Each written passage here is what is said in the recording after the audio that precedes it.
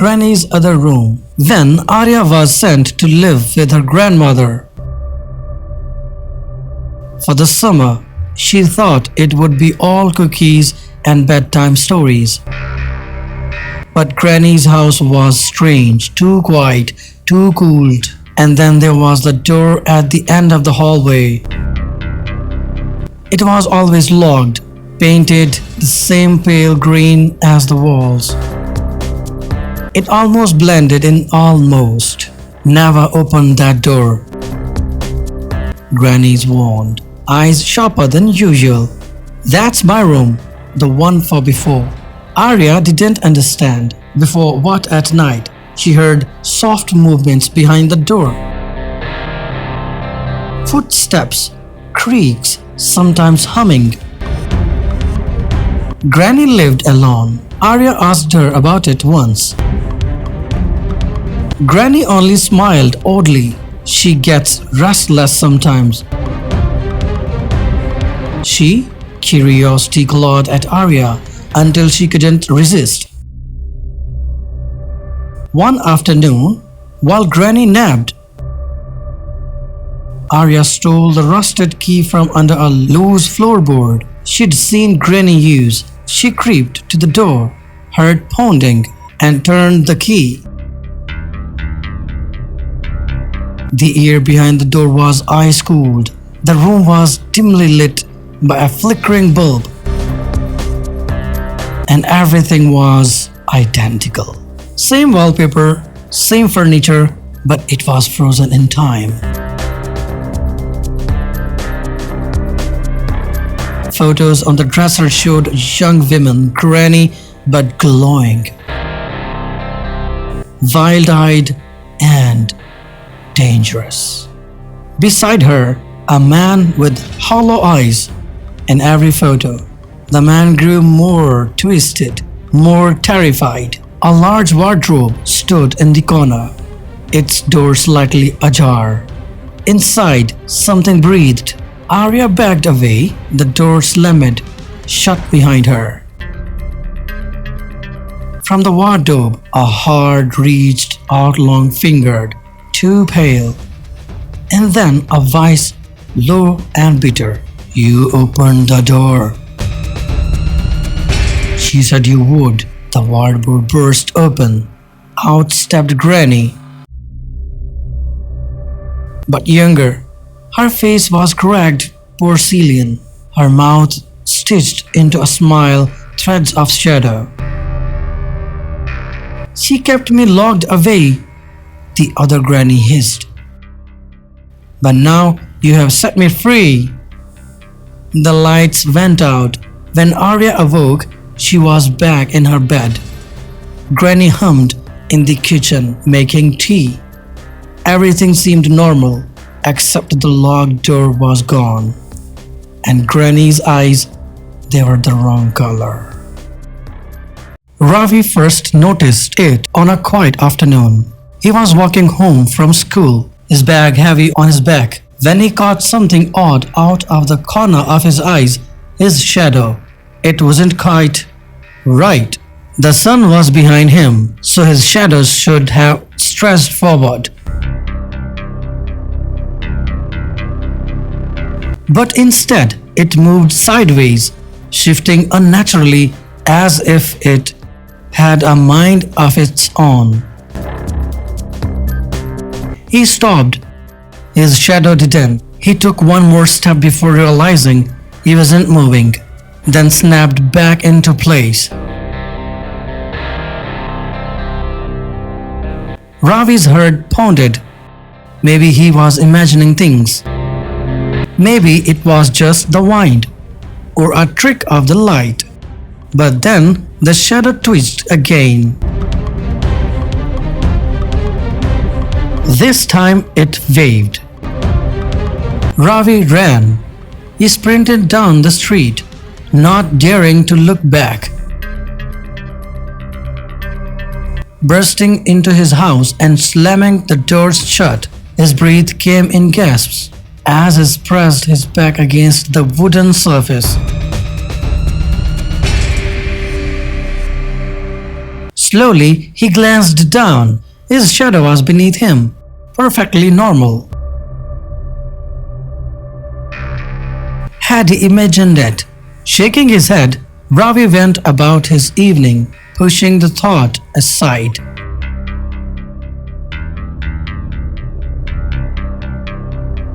But that night, as he lay in bed, he saw it again.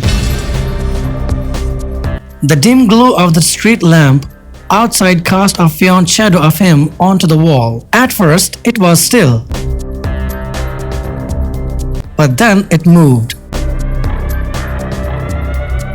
Ravi froze. The shadow lifted its hand and pointed toward the window. A chill crawled down his spine.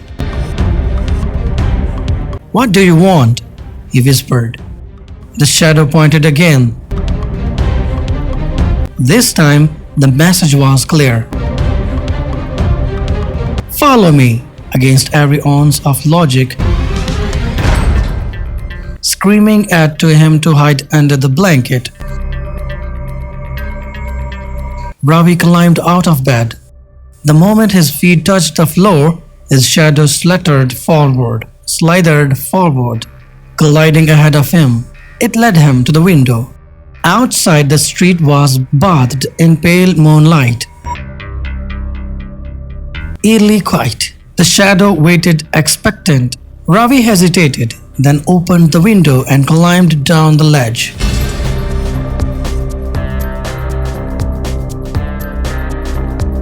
As soon as he touched the ground, the shadow darted ahead. It moved faster than a normal shadow should, stretching unnaturally around corners and slipping through gaps where no light touched. It led him to an abandoned house at the edge of town. Ravi's stomach twisted with unease. He had always avoided this place. It was rumored to be haunted. His shadow slid under the door. Ravi swallowed hard. Then with trembling fingers, he pushed the door open and stepped inside.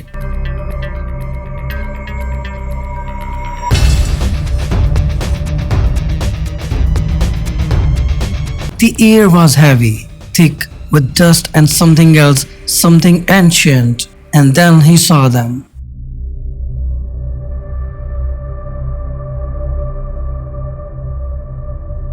Shadows, dozens of them, but there was no people, only the shadows.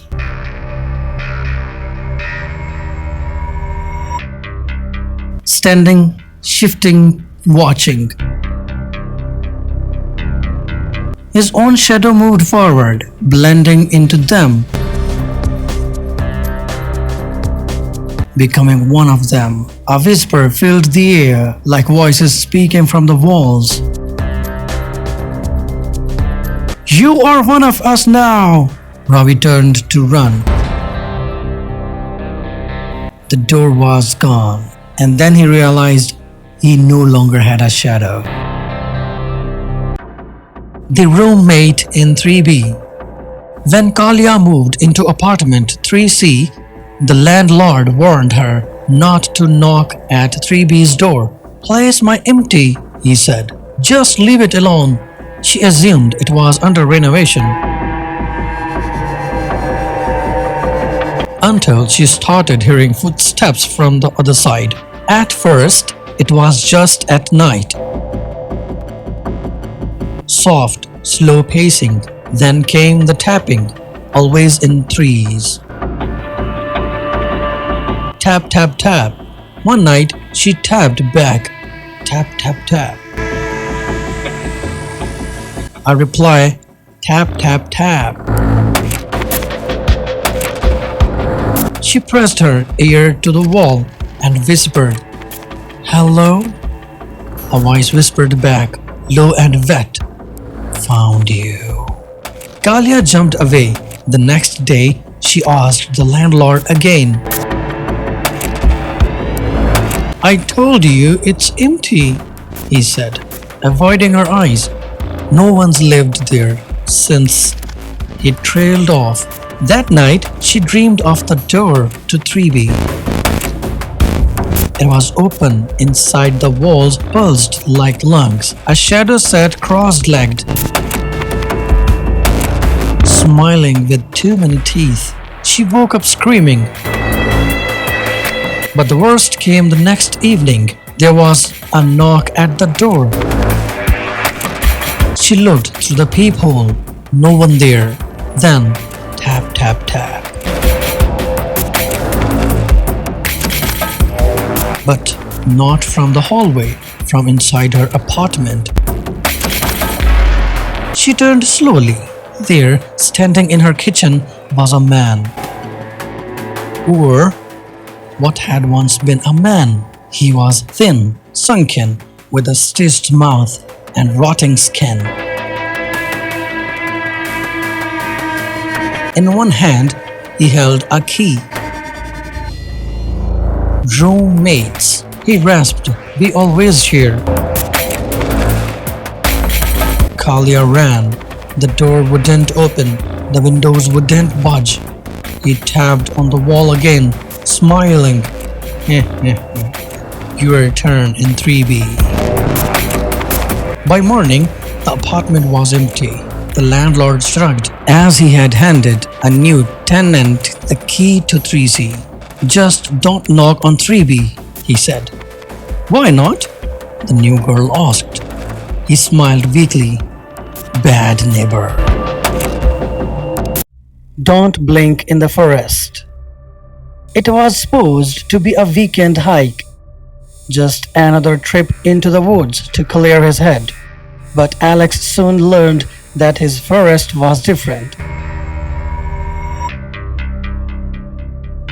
He noticed the whispers the moment he entered, but it wasn't the wind. It was watching. The trees seemed to shift. The air felt thicker, heavier. He ignored it, but then came the warnings. Don't blink, a voice echoed, faint yet unmistakable.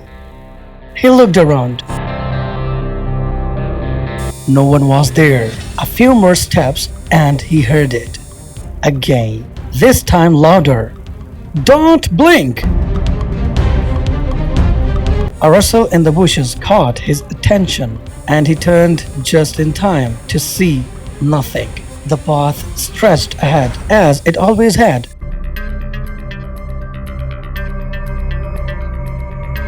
Empty and still. But then he realized something. He hadn't blinked since hearing the warning. His eyes burned, they watered. His vision began to blur. Another step forward, and the whisper came once more. This time, frantic, almost panicked.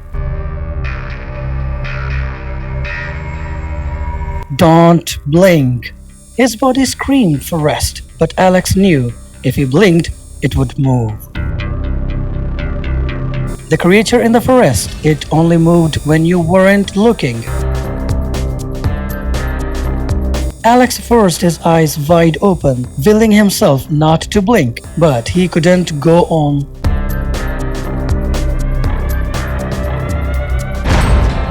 Like this forever. His skin was dry. His eyelids felt like they were made of stone. He stumbled,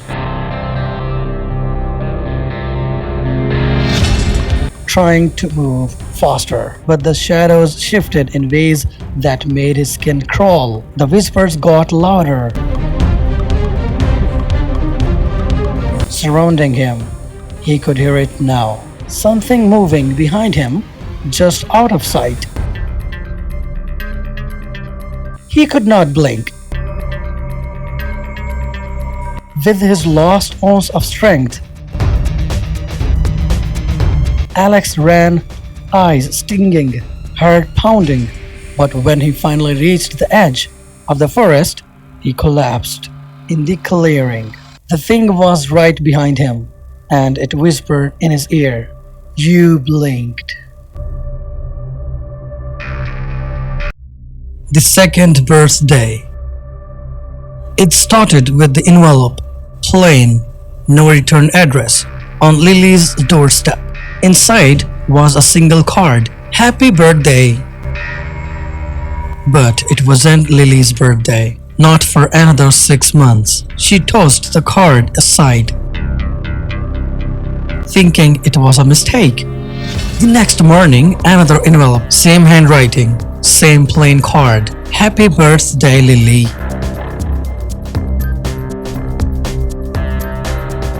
This time, it included a photo, Lily asleep in her room, taken from the foot of her bed. Her blood ran cold. She lived alone. She called the police. They searched her apartment. Nothing. They told her it was probably a sick joke. The next day, another card. "Blow out the candles before they blow you out." No photo, just wax. Red wax smeared inside the envelope. Or maybe it wasn't wax at all. Lily didn't sleep that night.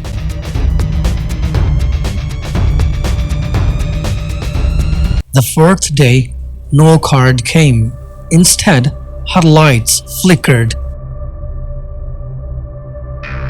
Her TV turned on by itself, showing static. Then an image broke through a grainy party. Balloons.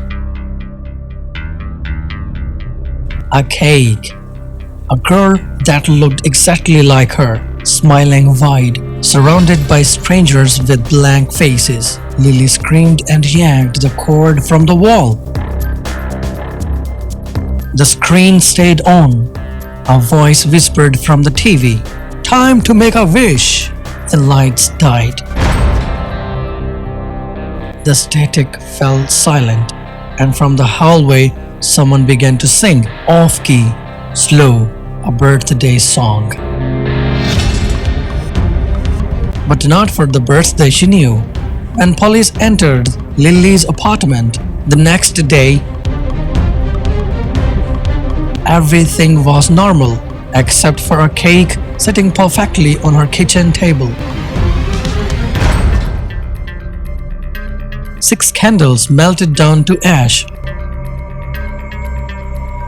and the message written in the reds rising, "Happy second birthday, Lily." They never found her.